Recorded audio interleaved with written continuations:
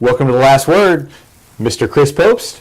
I'm David Jenkins, and Chris. Yes, sir. Big time game this week. Big game this week. Finally, we've kind of, mid-season now, we finally have a game that, at least in my opinion, I'm excited about.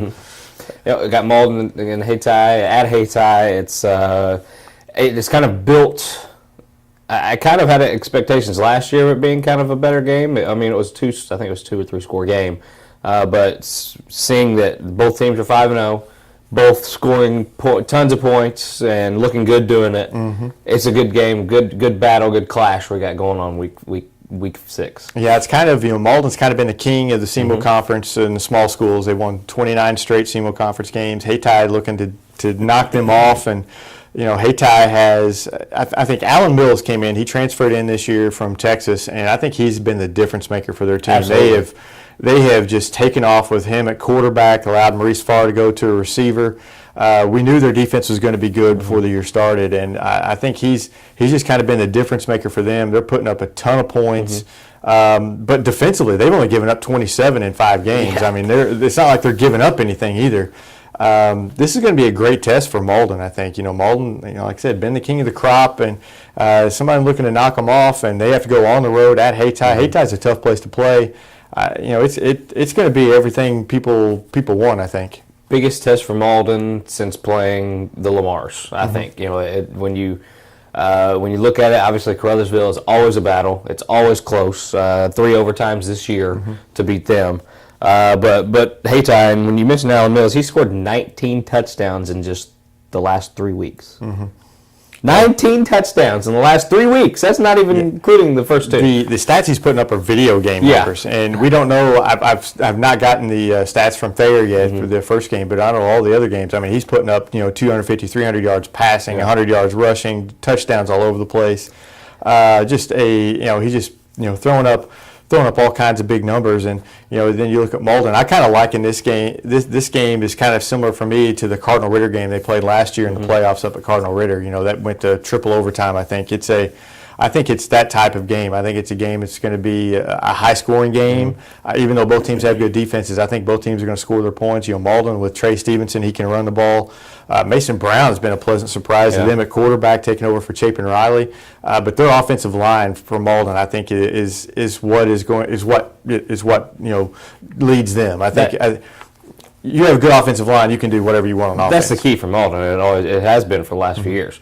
They are blessed with a big group, a strong group of linemen, and it seems cliche, but they preach a weight room. They have big kids for Class 2 size Malden, and I actually broke it down, and I took all their linemen, just even if they're listed. If they never play, even if they're listed as a lineman, and their average weight is 233 pounds, that goes up to about 250 when you kind of go into starters and who plays. I mean, that's a big average line. And you got some kids that are pushing 300 and stuff like that, but they push people around, and that's how they get. And that's how most of them are juniors on that line. Yeah. Most of their starters are juniors. So that and then Trey Stevenson, the running back's a junior, the quarterback's a junior. They're built for not just this year but next year. Hayti, a lot of seniors. Yes. Hayti, this is their last chance at Malden, and I think that plays a little bit into it too. They're going to be fired up. This is the last chance they're going to have, and so I think and Malden's put it on them the last couple of years. Last year was 38-18, but a couple of years before that they won 5 straight against them, and they put it on them a few times too. So a lot of these guys played then and will remember that. I think that may be in the back of their minds a little bit. Absolutely. I've covered them a few times. They won that Malden game last year. They were looking for a deep playoff run last year. I don't think they weren't quite ready for that with Malden in the way and Caruthersville in the way, and it was just kind of one of those years where they had to kind of build.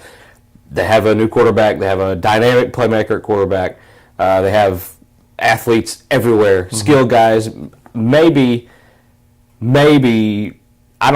I can't think of a school that rivals them in skill guys. No, I can't think of a team that I would say, okay, they have better skill guys than maybe Hayti does. And that's not to shortchange Malden, who's got good skills. Yes. Krigler and Kilgore Absolutely. and Stevenson and Brown. I mean, they've got some playmakers, but it's just that Hayti has even more. Yeah. I mean, it's not to knock the playmakers of Malden. I mean, both these teams have a bunch of playmakers.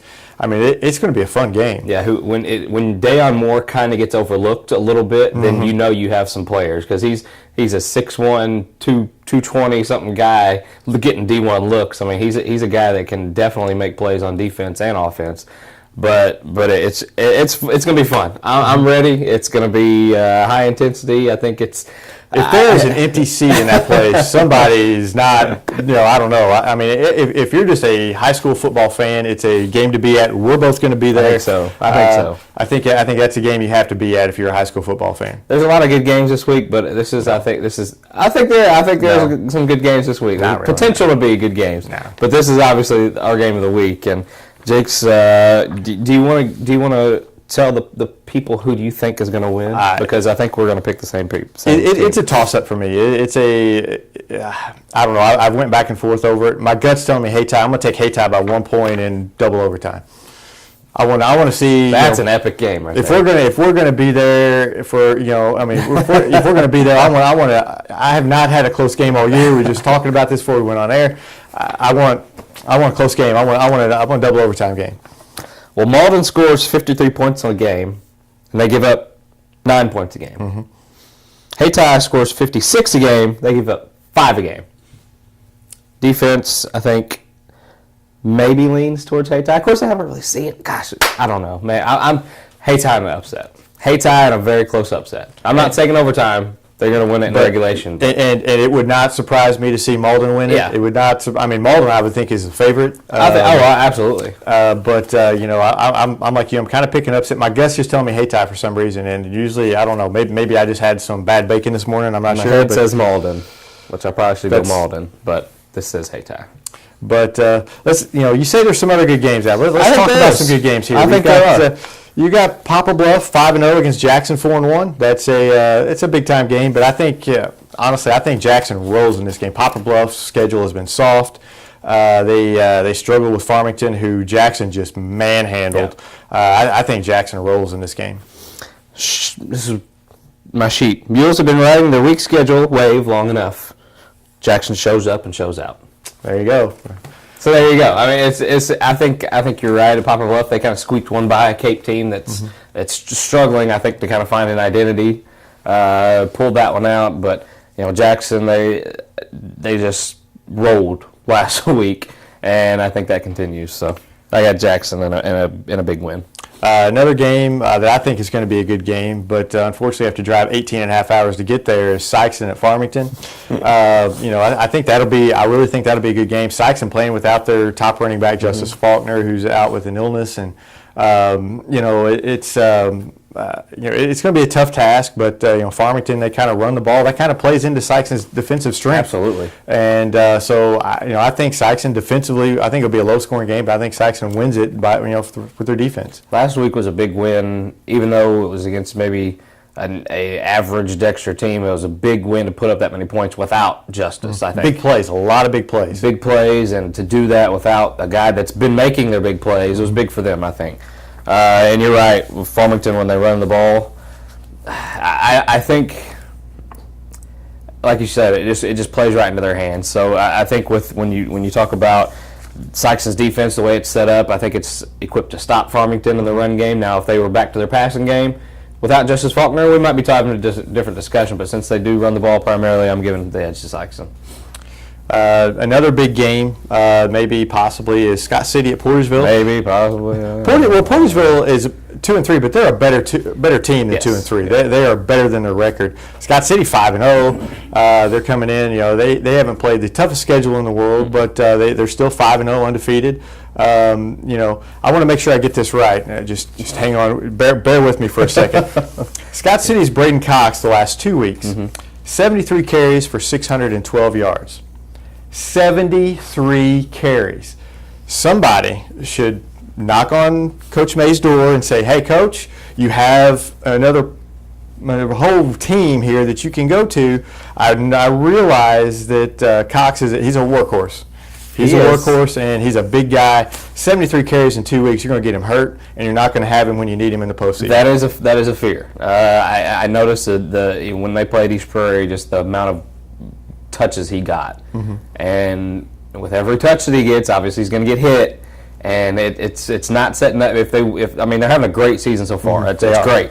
But it really doesn't mean anything, you know. What if they lose to Portersville? I mean, I know it's district whatever. I know you tried to do that, but it doesn't. It won't matter. It really doesn't matter unless you have him at the end of the year. It is a concern. I think he had 33 carries last week. Yeah, 33 carries against Chaffee when they were winning 40, and they won 42-13. Yeah, I mean, at some point you can throw someone else in there. He had 40 carries the week before. That's a lot of carries, and he's going to have a lot this week if they want to beat Portersville, because Portersville is a good team. Yeah. I mean, I'm going to take Scott City, but if Cox gets hurt, what happens? You know, that's just way too many carries for a high school kid, in my opinion. Just way too many carries. And I think it's ridiculous to give somebody the ball 40 times in a game. It's pushing it. It really is. And you want to be safe. And like I said, if you want to continue this great season, you got to make sure he's ready. And they've got a pretty good quarterback in Ty Wilthon. They can throw the ball too. I mean, they have other options. It's not like that's the only option on that team. But you know, I'm not the coach, so I don't know the whole situation. But you know, I'm never shy about my opinions. I'm taking Scott City by 10. That's funny. I'm taking Scott City by 10. So. But yeah, let's spread it around a little bit. But anyway, let's head up to you got, I think, another kind of interesting matchup. East Prairie at Chaffee. It has the potential to be a pretty good game, especially with East Prairie with their injury woes. We're not sure if Tippler is going to be back at quarterback. He did not play last week for injury purposes, and Carson Aycock stepped in, did a pretty good job against Malden, and it wasn't. It wasn't no 70-something points or anything. It was 38 nothing or 37 nothing. But I think he did a pretty good job. And against Chaffee, I think they maybe need Tippler to maybe win this game, just to maybe facilitate the offense a little bit. But if he's in, I think they win. Yeah, I think East Prairie, they've got some playmakers there. You know, Jones, if Tippler plays, he's a big time playmaker.